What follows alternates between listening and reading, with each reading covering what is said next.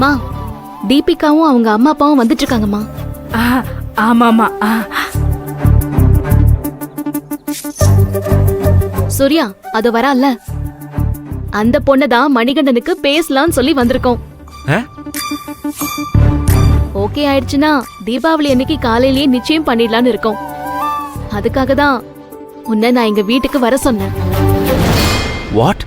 இந்த பொண்ணை பேசி முடிக்க போறாங்கன்னா அப்போ இவனோட வண்டியில வந்த பொண்ணு யாரா இருக்கும்?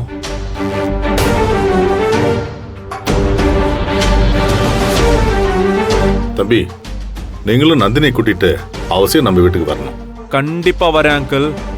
எனக்கும் அங்க நிறைய வேலை இருக்குன்னு நினைக்கிறேன்.